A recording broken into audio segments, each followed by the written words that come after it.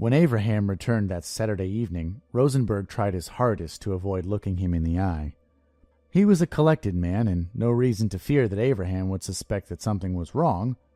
Nevertheless, he felt an unrelenting guilt.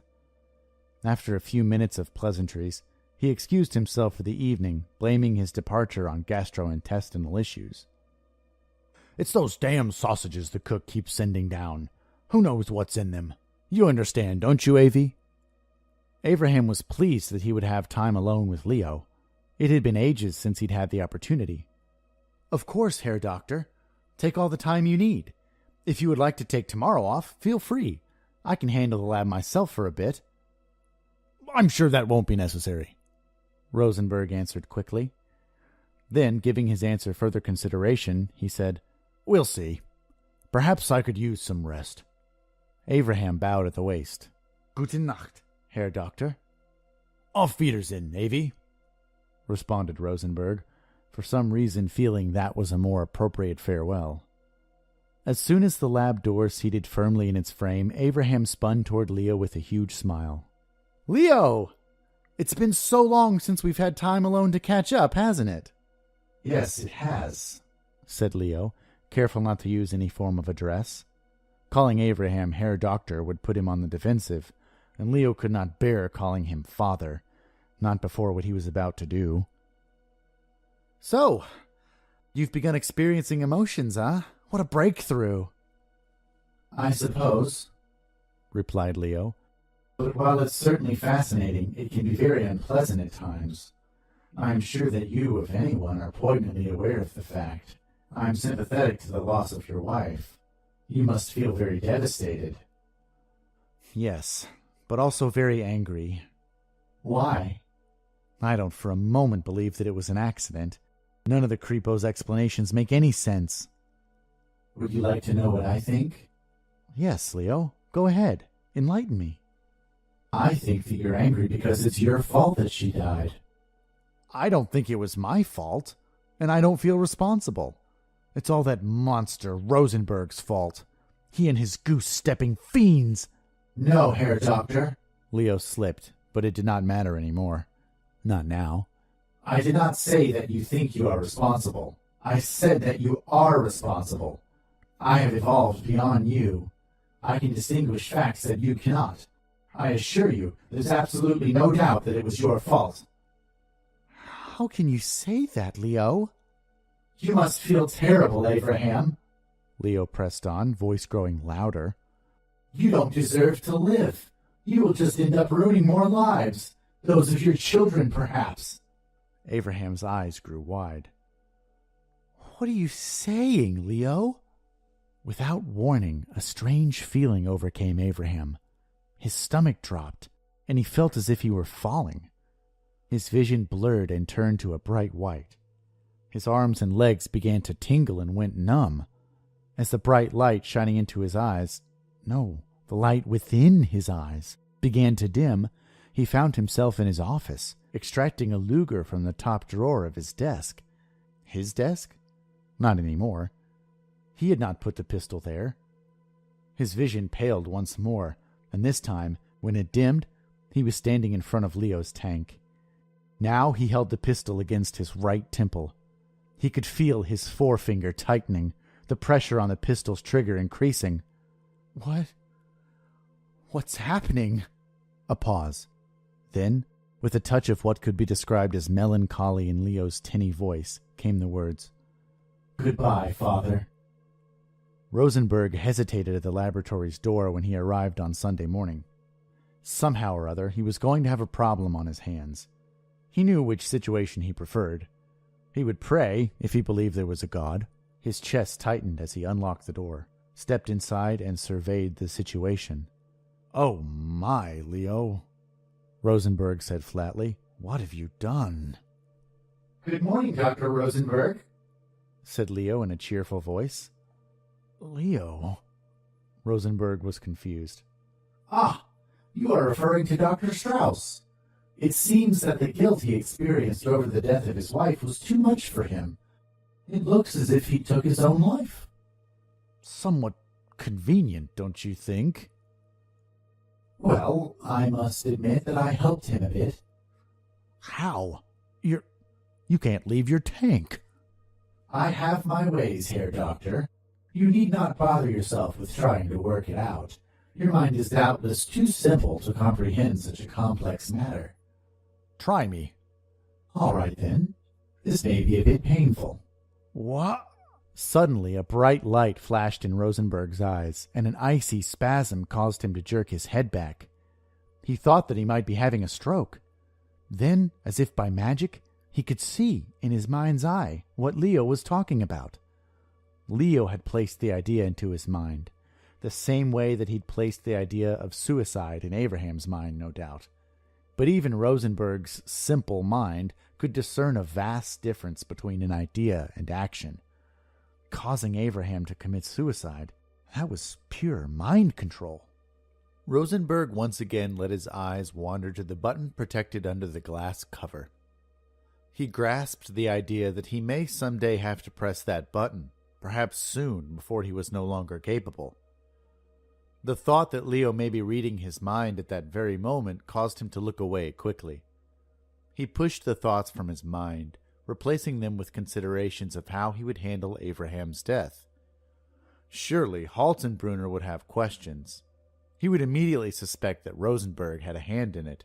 After all, to anyone unfamiliar with Leo, it would seem that only 2 men were in the room at the time. He went into Abraham's office, now formerly his office, and placed the phone call.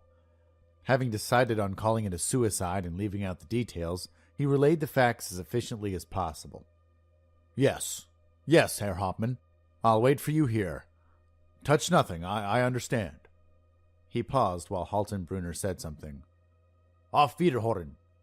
Heil Hitler.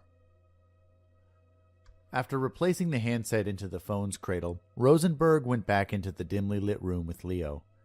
He tried to avert his eyes from the mess on the floor, but he noticed blood and bits of brain matter stuck to the side of Leo's tank. I'm afraid that it's going to be bright in here for a while, Leopold.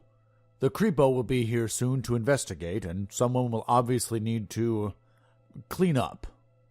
That's quite all right, Herr Doctor, replied Leo. I will require complete darkness for the next stage of my development. You will find a tarp to fit the tank on the storage shelves at the back of the lab. If you would be so kind, please drape it over. Despite Haltenbrunner's warning not to touch anything, Rosenberg used some old cloths he found on the shelves to wipe the gore from Leo's tank before draping the tarp over it. He looked around the lab, clueless as to where he'd put the blood-soaked rags. Leo noticed him.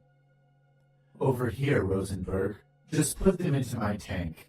I'll dispose of them. But put them into the tank, Rosenberg, he said with authority. Rosenberg walked meekly to the edge of the tank, hesitant about approaching it. He carefully climbed the scaffolding alongside it and dropped them through the hatch in the top. He watched as they slowly descended into the liquid, imparting a pinkish tinge to it as they sank. The doctor had barely gotten down from the scaffolding when the lab door opened and Haltenbrunner and his goons burst in without even announcing themselves. Information was exchanged, and eventually people from the coroner's office came to collect Abraham's body. Rosenberg addressed the men as they were removing the corpse. Will someone be by to, clean up the rest? Not our responsibility, Herr Doctor. Oh, well, of course not. Rosenberg walked back to the office. He picked up the phone once more and dialed the switchboard. I need a cleaner in Lab G as quickly as possible. Jawohl, mein Herr, came the answer. While Rosenberg waited for the housekeeper, he contemplated what would happen next. There would be no investigation, of course. Dr. Strauss was no longer necessary, and honestly, he would have become a burden to the Gestapo. He would have had to be dealt with in some way. He could obviously never have been allowed to leave Schloss Kolditz, so as frightening as things may have seemed, Leo had actually done a favor for everyone involved. There was a knock at the door. Rosenberg opened it and permitted an old cleaning woman to step into the room. She was dressed in a gray shift and shapeless hat, and dragged along a mop bucket filled with dirty water. I think it's pretty obvious what needs to be done, explained Rosenberg. The old woman remained quiet. Rosenberg continued to speak, but slowly became convinced that the woman was a mute, so she did not respond. "There are rags on the shelves in the back, and a slop sink to change out your water. I imagine that you'll need to do that several times. Please be careful as not to upset any of the equipment and stay away from the tarp. Under no circumstances are you to touch it or even approach it." The old woman smiled a big, mostly toothless grin and confirmed Rosenberg's theory. She had no tongue, probably cut out by the Gestapo. What better way to ensure that no secrets would leave the castle? He shook his head in disgust. There was a line that even he would not cross. "I'm afraid that I must lock the door. I'm sure you understand. I'll be back to let you out after having some coffee. If you need to leave before then, call the switchboard and they'll have someone come to fetch me from the canteen." The old woman nodded and smiled again. Disgusting. As Rosenberg made his way for the door, he turned once more to remind her of his instructions. "Remember, do not approach the tarp under any circumstances." Rosenberg walked out, and the last thing he heard was the laboratory door's lock snapping into place. Rosenberg returned from the canteen around 6 in the evening. He had been sidetracked on his way back to the lab when a Gestapo officer pulled him from the hall and into his office to discuss the situation with Abraham. Dr. Rosenberg had been gone much longer than he had intended. Oh well, he thought, the old woman would not mind. She had no doubt had some time to relax. It was that much less time she would have to spend mopping up the latrines later. When he opened the door, he noticed that the lights had been dimmed again. Why? Had Leo instructed the woman to do it? That would be bad. The tarp was still wrapped around the tank, so Rosenberg turned some of the lights back on and immediately saw the old woman had already gone. But the idiot had left her mop, bucket, and rags there in the middle of the floor. He walked closer and noted that the water in the bucket had changed from dirty gray to dark red. Then the realization dawned on him. How did the old woman leave the lab? The door had been locked. No one could either come or go without the proper code. Only he, Abraham, and certain officers knew it. He eyed Leo's tank with dread. All of his instincts begged him not to lift the tarp, yet he knew that he must. He dimmed the lights again and walked part way up the tank scaffolding. His pulse quickened and his breathing grew heavy. Rosenberg grasped the bottom of the tarp and slowly lifted it just a few feet, just enough to get a glimpse of Leo. Just enough to reassure himself that... Scheiße! Mein Gott! Rosenberg's eyes went wide with disgust. The old woman's face was floating on the other side of the glass, just inches from his own. Unlike his own, though, it was only a face. No eyes, no musculature, not even a skull behind it. It floated there alone, suspended in the fluid and rippling like a piece of wet parchment.